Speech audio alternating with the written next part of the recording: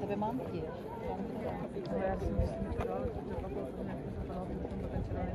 Aha, no teď mě, já jsem nesmačka. Všechno si to podávali, já jsem to nepřihledala.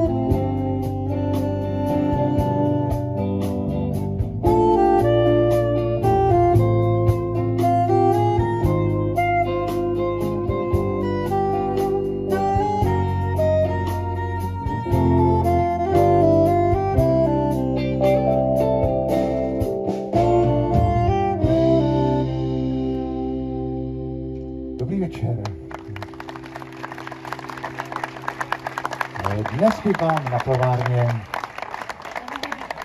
rád představil hosta, který patří mezi legendu naší rockové scény.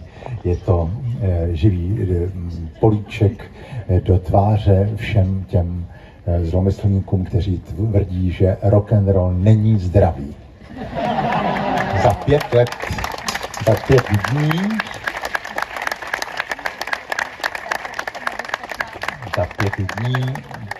ano, za 5 dní bude tomuto zarputělému basistovi 80 let. Vladimír Gunakulha.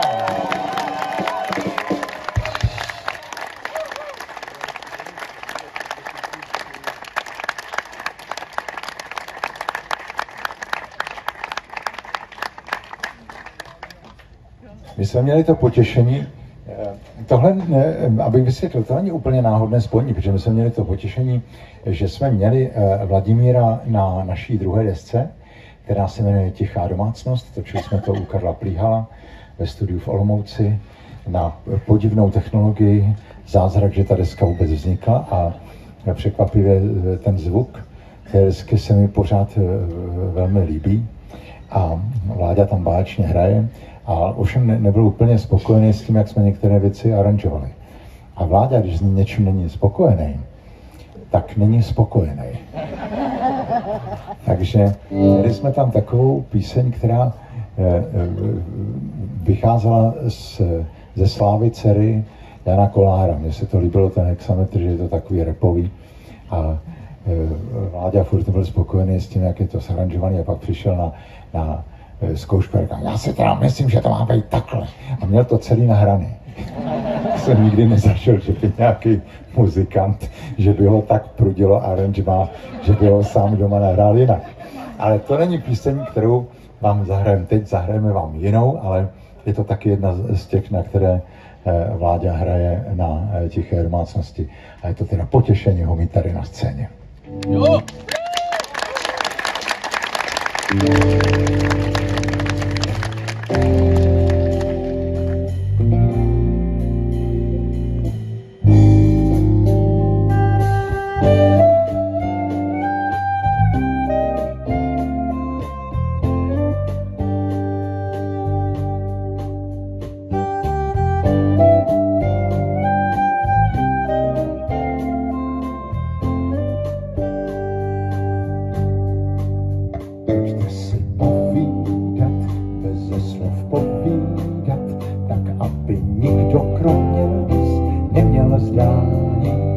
Že si lze povídat, beze slov povídat, že jsou to rozhovory bez povídání.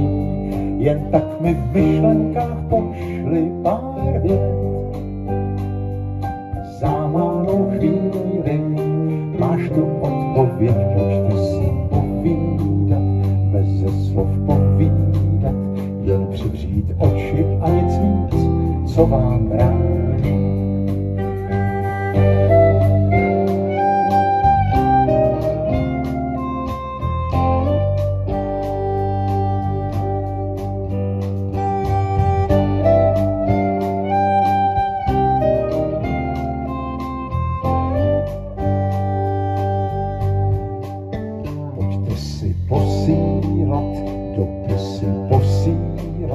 Dopisy bez obálek, bez adresátů. Pojďte si posílat, dopisy posílat. Kolik je lidí, tolik je cizích států. Jen tak mi v myšlenkách pošli pár vět. Za malou chvíli máš tu odpověď, pojďte si posílat, dopisy posílat. Kolik je lidí, tolik je cizích států.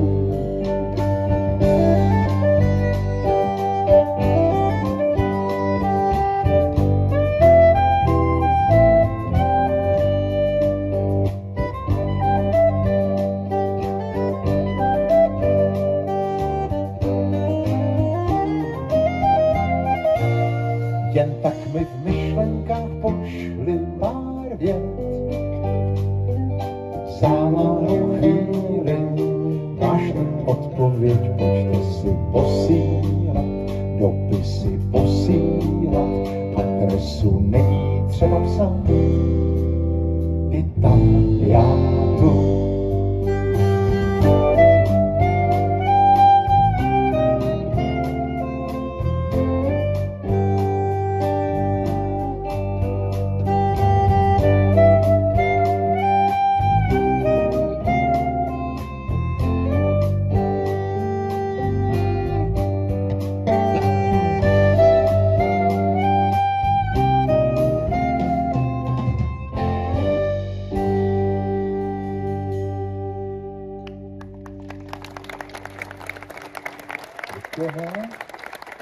Nebylo to špatný, ale není to ono.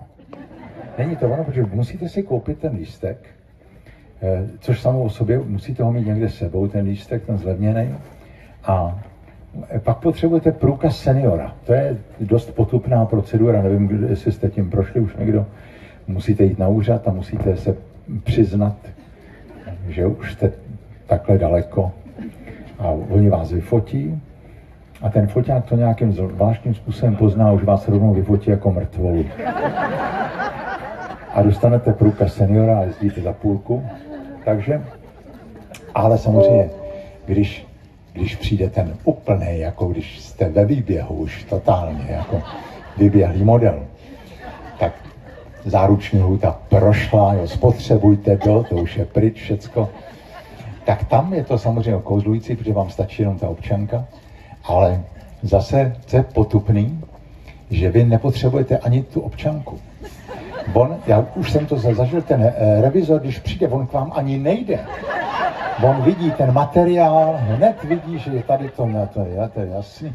Ani se neobtěžuje, že by k vám přišel a ze slušnosti vyžadoval jízdenku a vy byste mu řekli ne, já už jsem bohužel ve důchodovém, on by mohl, že by byl slušný, že to nevypadáte na to, vypadáte dobře, ne, to se neděje, ani za váma nejde.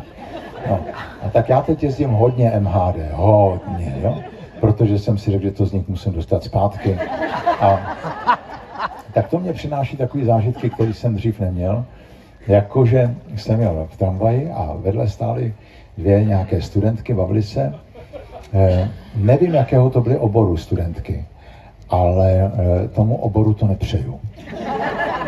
A to byl takový starter pro napsání písně, kterou vám zahrajeme teď a která je taky z té poslední desky.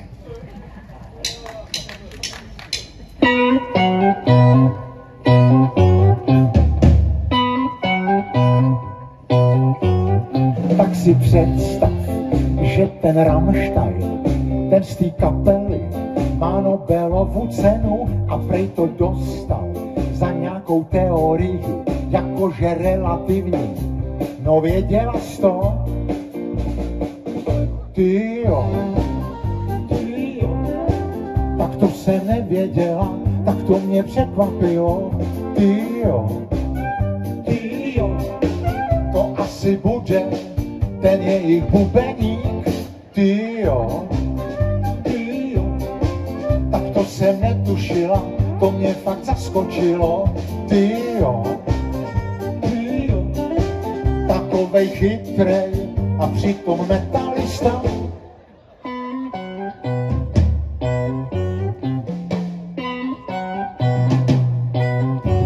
A to si představ, znáš toho Ganta, jak má ty hadry, on je to filozof a píše knížky a jmenuje se tak nějak blbě, jako Immanuel. Ty jo, tak to bych nečekala, on je to spisovatel. Ty jo, jak přitom stíhá ušít ty mikiny. Ty jo, tak to mě rozsekalo, mý oblíbený hadry. Ty jo, musím se mrknout, mám profil na Facebooku.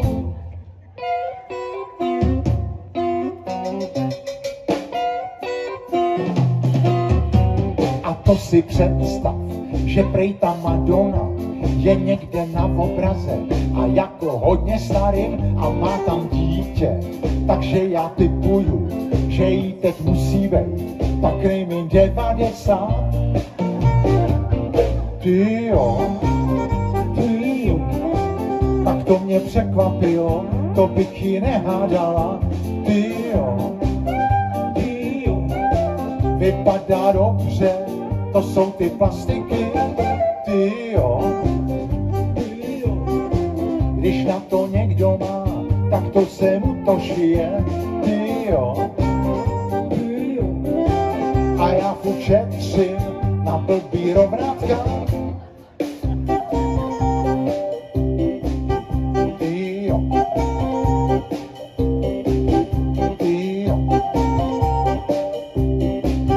ty jo.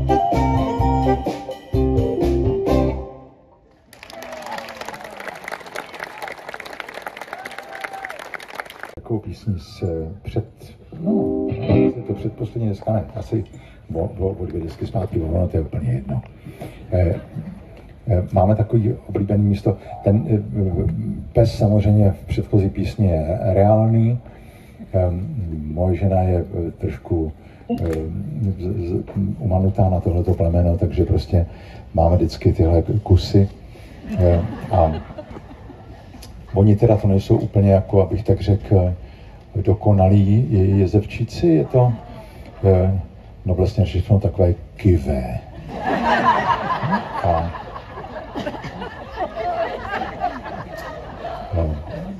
ten předchozí, co jsme měli, tak ten měl moc rád, když jsme byli v Praze, tak jsme měli oblíbený podnik, kam jsme chodili na kafe.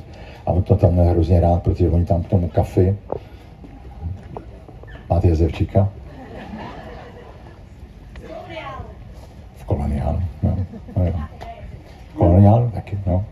Ale tam teda, no, tam vlastně bývala taky sušenka v koloniálu, ale v Pasta Café, tam je sušenka taková, a tu on měl moc rád a tu on si nárokoval, tu sušenku. To by takový problém nebyl. Problém byl, že on si nárokoval všechny sušenky od všech těch kafí. No. A ta kavárna je vede takové velké budovy a kousek a ta je plná různých státních úředníků, těch vyšších, a ti si tam velmi často dávají nějaké pracovní zkusky. A evidentně s lidmi, kteří zase vůbec nejsou státní úředníci. A teď tam řeší věci, a protože jsou to lidé sebevědomí, tak je řeší hodně nahlas. Takže přestože to poslední, co byste po ránu chtěli slyšet, je tohle, vám nic jiného nezbývá. A to je zase kus inspirace pro píseň, co vám zahrajem teď. Píseň je v rytmu reggae. Hodí se to k vodě.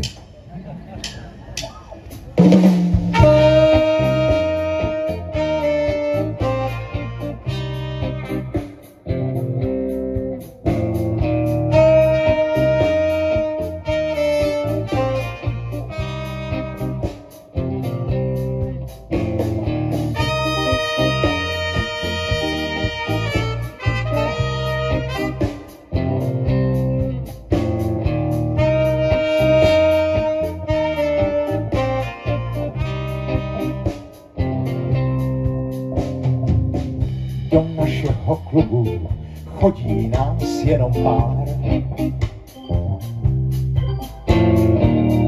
Pivo stojí kilo, říkám, žádná láce. Prachy nejsou problém, každý jsme superstar. S klukama sem zajdem, většinou rovnou z práce. Horko jak na partajní schůzi, natoč mi ještě jedno zůzi. Co teda provedem s tou fúzí, holky už rozepínaj blůzy. Všecky se tak krásně, hej, hej, hej, baj, vždycky se tak krásně, hej, hej, hej, vždycky se tak krásně, hej, hej, hej, baj, vždycky se tak krásně, hej, hej, hej, baj.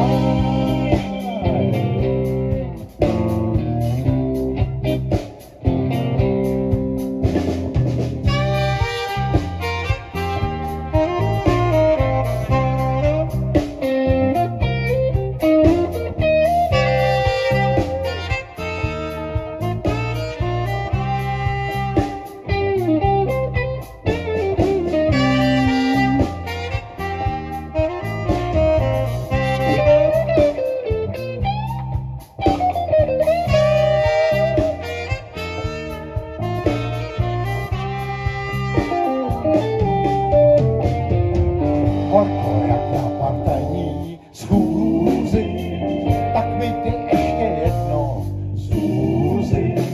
Co teda provedem s tou fúzí, holky už rozepínaj blůzy. Všecky se tak krásně, hej, hej, hej, baj, vždycky se tak krásně, hej, hej, hej, všecky se tak krásně, hej, hej, hej, baj, vždycky se tak krásně, hej, hej, hej, baj.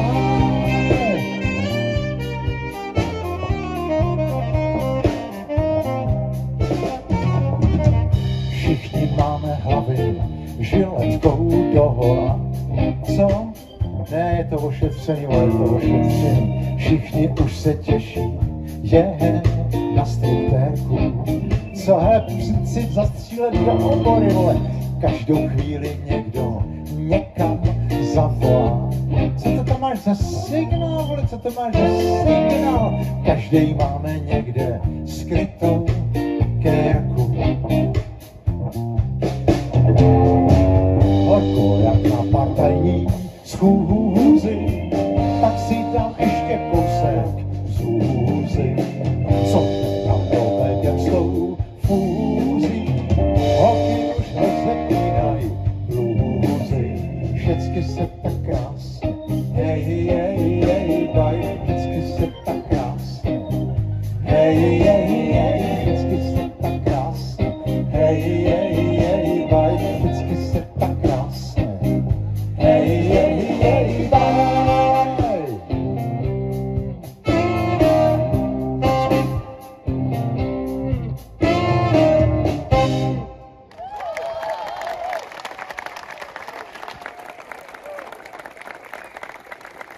mechanismus, který funguje.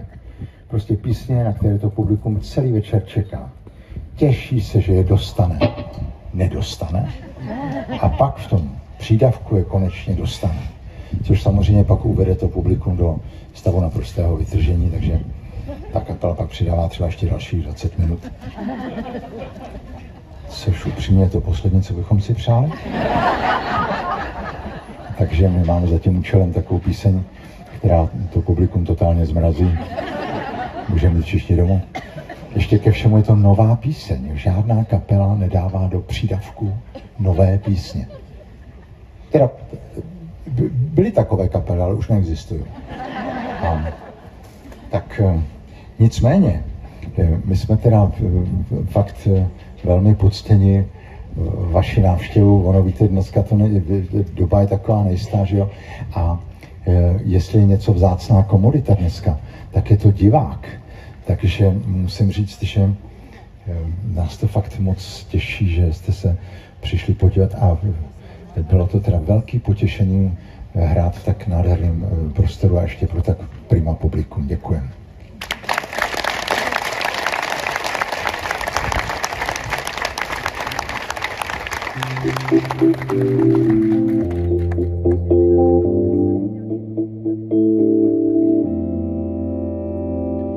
Jak nám ten život rychle ubíhá, člověk má pocit, že nic nestíhá.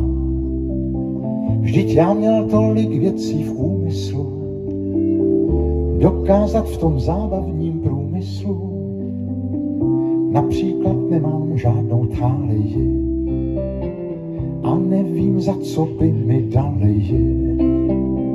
Myslím, že z toho, co jsem předvedl, si nikdo na zadnici nesedl.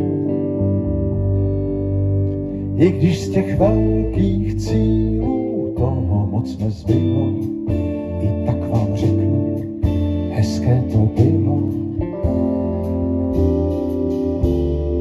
Moc hezké to bylo.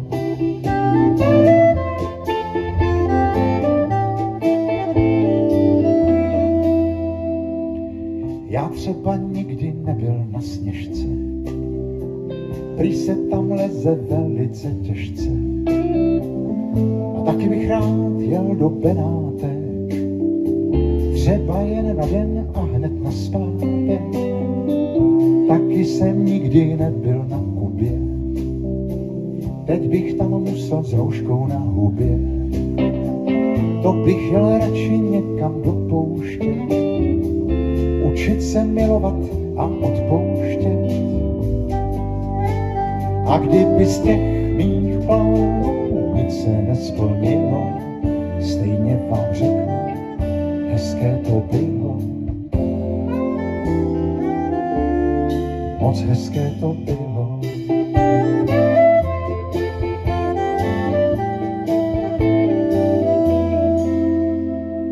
Zdá se mi přitažené za vlasy, jak všichni pořád řeší počasí. Kdo se chce stěhovat, tak beze mě. Já se tu cítím velmi příjemně. Lidi žili i v době ledové, tak to vám řeknu, to bych nedovedl.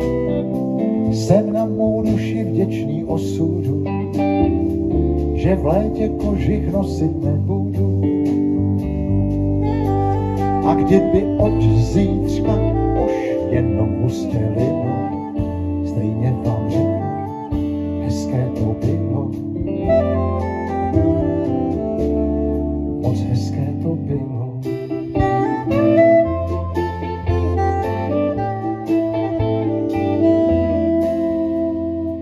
Člověk má minimální naději, že by se mohl zapsat do dějin, že by tu mohl zůstat nastálo, kdyby tu po něm něco zůstalo.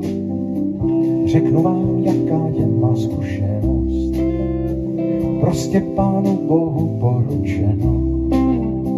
Všechny ty ceny, pocty, vavříny jsou sakum bikum jenom kraviny. A kdyby vůbec hned sní